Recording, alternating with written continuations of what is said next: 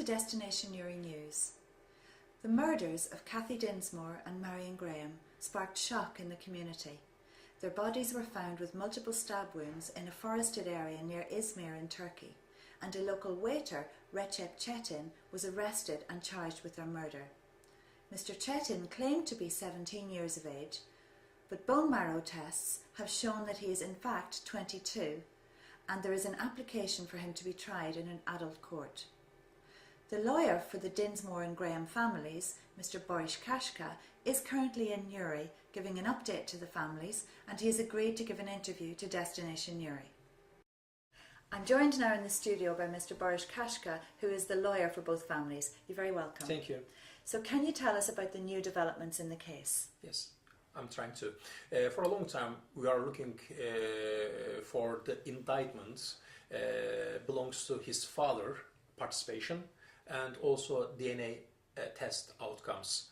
So we already received the DNA test results, and also the indictment belongs to the father was accepted by the heavy penalty court in Turkey. So what evidence was used in the father's indictment? Right. First of all, I would like to remind you the background of it. At the beginning of the incident was happened, we didn't believe that these murders just can be committed just one person who is 17 years old. After a while, as you know, the bone marrow test results came that proof confirms that he's 22 years old. As the crime scan is near to a road, just 50 meters in a forest area, and two bodies found separately between each other. So one of the deceased can easily have a chance to go to road in front or back road. Why did they try to run in a parallel direction? So these are the questions we are always in my minds, but of course we have to wait the DNA test results. And now, very basically, what the test says, DNA traces were found in a shoe belonging to one of the victims. Tests show two distinct DNA profiles of two people who are genetically related. Perhaps, of course, this could be brothers and brothers, found to father and son. So, but this DNA confirms there were definitely two men in the crime scene. And if you just return back to the indictment, also there is a secret witness which already stated that he or she saw the father in the crime scene. So these are the enough proofs for the prosecutor to compose his indictment, and the indictment was taken very seriously by the court and also our accusations. So now the first hearing against his father will be held in the 20th of June. And where is the father now? The father is now in prison, but he will be taken to the first hearing in 20th of June. And we're hearing that there is a second bone marrow test being carried out on the son. Is that standard procedure, or is there some problem with the first test?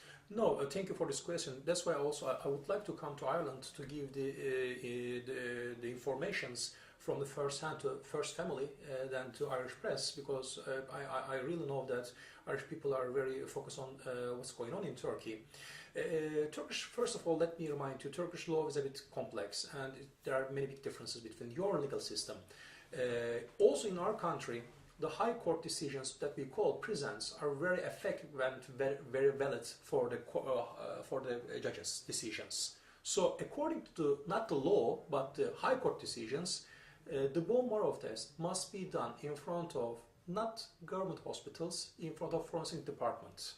The judge, at the beginning, we can say that murder appreciation, chose to send the file and the Recep to the government hospital, and 7 doctors confirms that with after many tests he is not 17 years old and he's not juvenile, he's 22 years old.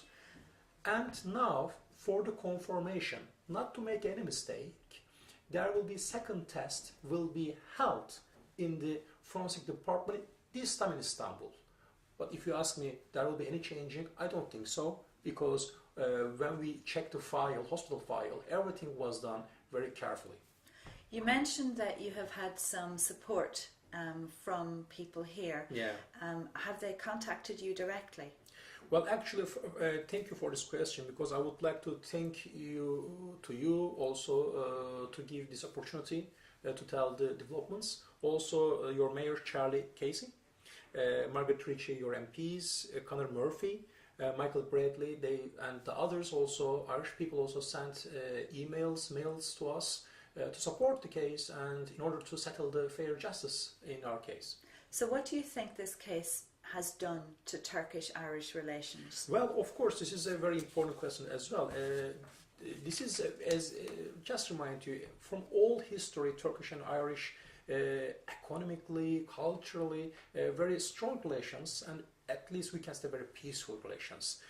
And Irish people understand this is a one-off event, and Turkey is still a safe place for holidays, and this is a crime just between individuals.